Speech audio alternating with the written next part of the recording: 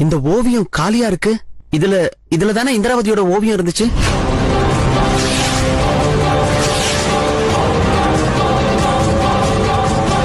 நான் உண்மையதான் சொல்றேன். ஆனந்த ஐயாவோட உயிர் இந்த ஓவியத்தினாலதான் போச்சு. உங்களுக்கு அங்க ஒண்ணும் கிடைக்காது, அந்த ஓவியத்துல இருக்க ஆண்டி தான் சொன்னாங்க. அப்படின்னு இது அவளேதான். யாரு? அந்த சூனியக்காரி இந்திராவதி. பாபா என்கிட்ட ஒருத்திய பத்தி சொல்லியிருந்தாரு. அது இவதான் நினைக்கிறேன். சில நூற்றாண்டுகளுக்கு முன்னாடி ஒரு கொள்ளக்கார சில பண்டிதர்களையும் வித்வான்களையும் ஒன்னா சேர்த்து வச்சு கொன்னுட்டானா.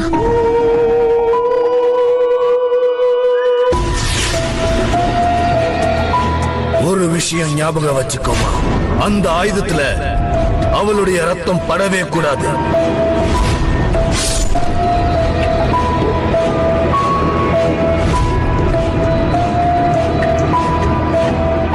இப்ப இந்த கத்திலேயே ரத்தம் பற்றுச்சு. அதனால உன் குடும்பத்துக்கு என்ன ஆக போகுதுங்கிறது யாருக்குமே தெரியாது.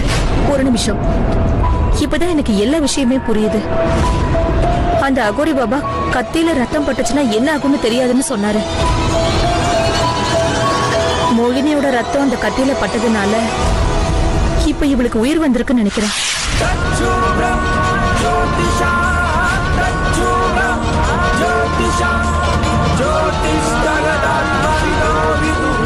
ஆனா இவ எதுக்காக என் சஞ்சீவ கூட கூட்டிட்டு போயிருக்கா? என் பொண்ணை இவ என்ன பண்ண போறான்னு தெரியல. அப்படி நம்ம கிட்ட இருந்து என்னதான் வேணும் இவளுக்கு?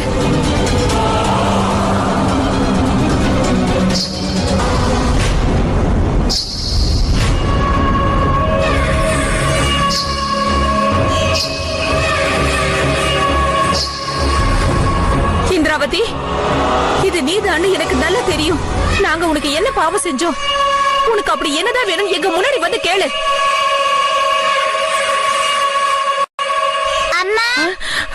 சஞ்சனா செல்லம்,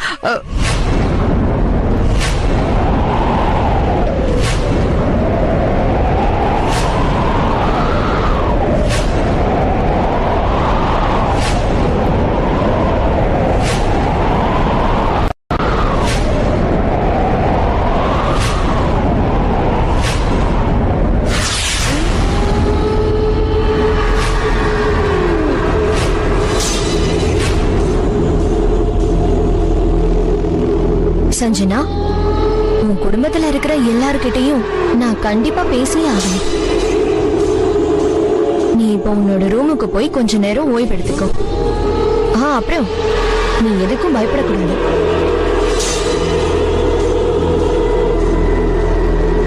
ஓகே சஞ்சு. சஞ்சனா முழுக்க முழுக்க அவ கண்ட்ரோல் இருக்கா.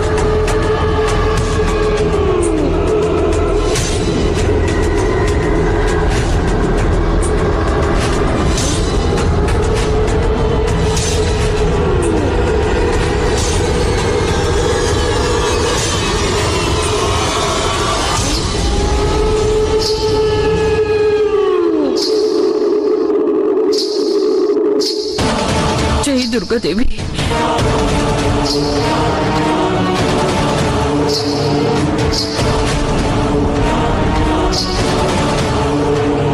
சஞ்சுவை பார்க்கணும்.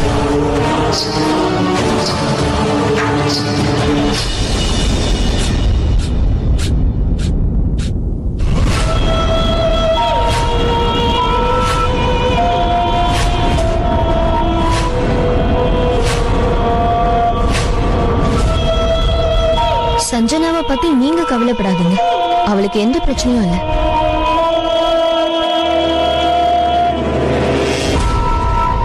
சஞ்சனா ரொம்ப நல்ல குழந்தை. அவளுக்கு என்ன ரொம்ப பிடிச்சு போயிருச்சு.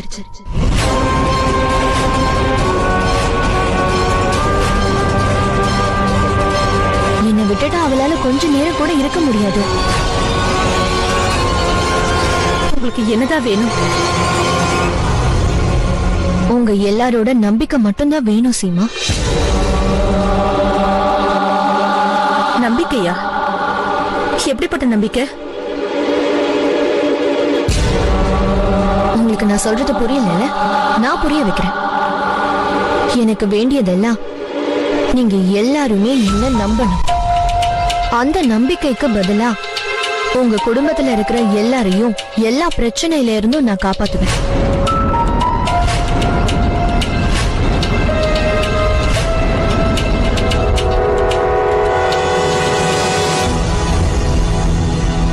மோகினியால அடப்பட்டு இருக்கிற உங்க குடும்பத்துல இருக்கிற எல்லாரையும் நான் விடுவிச்சு கொடுக்கறேன்.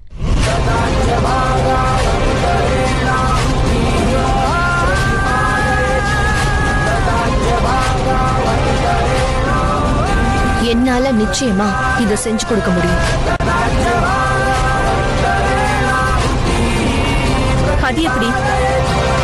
அது எப்படி முடியும்?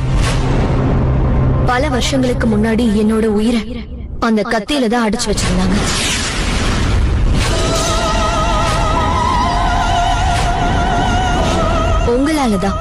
உங்களால மட்டும்தான் எனக்கு அதுல இருந்து விடுதலை கிடைச்சது. சீமா, நீங்க தான் என்னோட வாழ்க்கையை எனக்கு திருப்பி கொடுத்திருக்கீங்க. என் மேல கருணை காமிச்சிருக்கீங்க.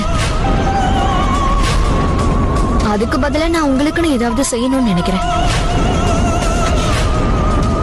அதுக்காக தான் இந்த வீட்ல இந்த விளையாட்ட ஆரம்பிச்சிருக்கியா? எங்க சஞ்சனாவையே பயன்படுத்தி எங்களுக்கு எதிரா செயல்பட வச்சிருக்கியா? குருஜியோட டீல சாம்பல போட்டிருக்க, அதனால அவருக்கு உடம்பு சரியில்லாம போச்சு. அப்புறம் உமா அண்ணியை நீ என்ன பண்ணி வச்சிருக்க? அது எல்லாம் எங்களுக்கு தெரியும். அது மட்டும் இல்ல, அந்த ஓவியர் அந்த பொம்பளையோடைய உயிரையும் நீதானே எடுத்திருக்க. இந்த கேள்விக்கெல்லாம் உன்னால பதில் சொல்ல முடியுமா? உன்னோட உயிர் திரும்பி வந்ததால நீ இப்படி எல்லாம் பண்ணிக்கிட்டு இருக்க. யாரும் என் முன்னாடி கை நீட்டி பேசினது கிடையாது. அது எனக்கு பிடிக்கவும் பிடிக்காது. உன் கைய கீழே இருக்கிறியா?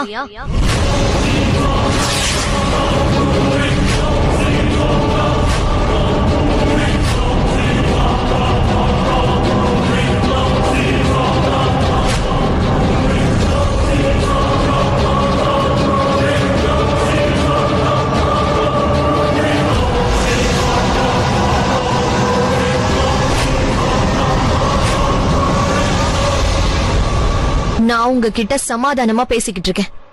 அப்புறம் நீங்களும் என்கிட்ட அதே மாதிரி பேசணும்னு நான் விரும்புறேன்.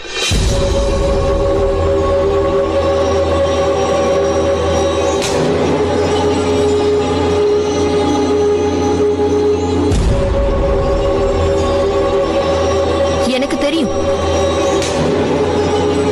உங்க எல்லாரோட மனசுலயும் பலவிதமான கேள்விகளும் சந்தேகங்களும் இருக்குன்னு. எந்த பிரச்சனையும் இல்ல, உங்க எல்லாரோட கேள்விகளுக்கும் நான் கண்டிப்பா பதில் சொல்றேன். நானே எல்லாத்தையும் சொல்றேன். அந்த ஓவியரோட மரணமும் உமா பதட்டப்பட்டதுக்கும் இந்த ரெண்டு விஷயத்துக்கும் ஒரே ஒரு பதில் தான்.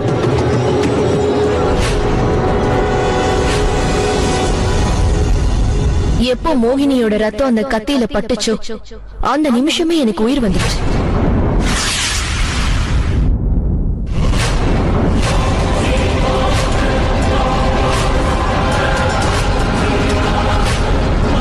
திடீர்னு ஒரு ஓவியத்துக்கு உயிர் வந்ததும் அந்த ஓவியருக்கு அவரோட இதயமே நின்னு போச்சு.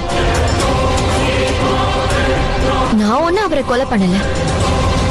அந்த ஓவியத்துல ஏற்பட்ட அசைவுகளை பார்த்து அவர் பயந்திருக்காரு. அப்புறம் அதேதான் உங்களோட உமா அன்னிக்கும் நடந்திருக்கு.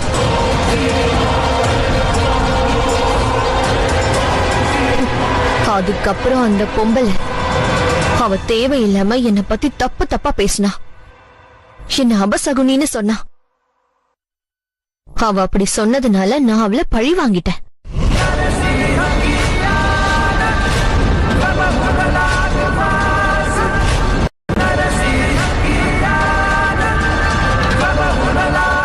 அது ஒரு அபசகுனமான ஓவியம். அதை திறந்து பாத்துறாதீங்க.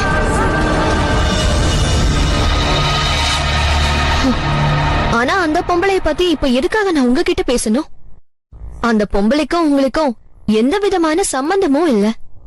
அதனால அத பத்தி பேசி நேரத்தை வீணாக்க வேண்டாம். அடுத்த பிரச்சனை குருஜி அப்புறம் சஞ்சனாவை பத்தினது. குருஜி என்ன மறுபடியும் கொல்றதுக்கு முயற்சி பண்ணாரு.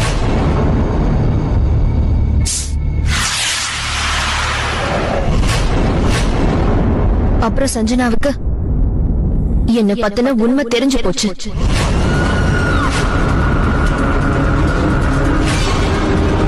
ஆனா சஞ்சனா பொண்ணு ரொம்ப நல்ல குழந்தையா இருக்கா.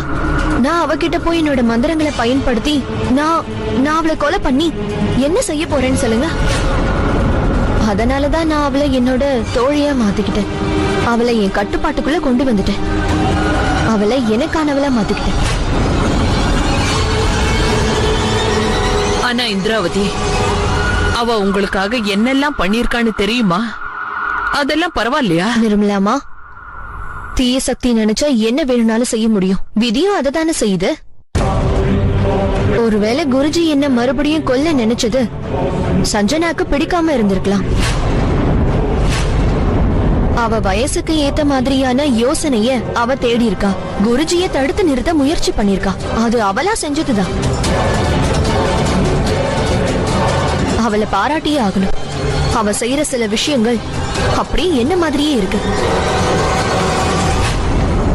குருஜி என்ன கொல்லணும்னு நினைச்சாரு. ஆனா சஞ்சனா அவரோட நிலைமைய வேற மாதிரி ஆக்கிட்டார்.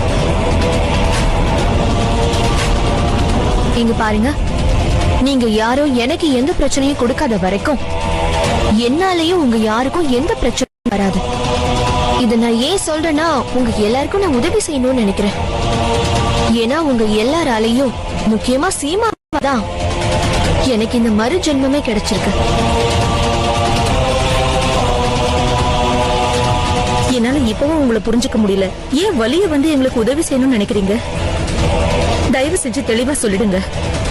நீங்க செய்யற உதவிகளுக்கு பதிலா நாங்க உங்களுக்கு என்ன செய்யணும்னு எதிர்பார்க்கறீங்க? பதில் உதவியா?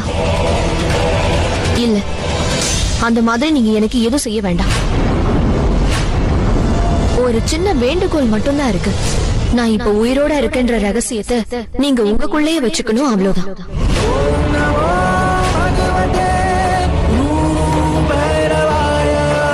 அப்புறம் நான் உங்களுக்கு தேவையான எல்லாத்தையுமே செய்வேன். ஆனா நான் இங்க இருந்து போகும்போது என்னை எந்த வருத்தமும் இல்லாம அனுப்பி வைக்கணும், அவ்வளவுதான்.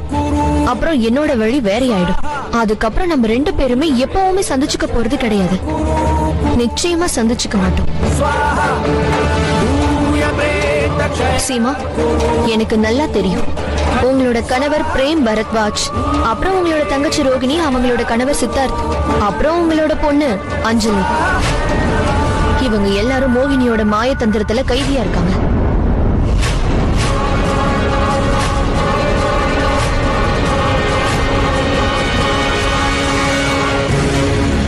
ஆனா நீங்க எதுக்கும் கவலைப்படாதீங்க. என்னால நிச்சயமா அவங்கள விடுதலை செய்ய முடியும்.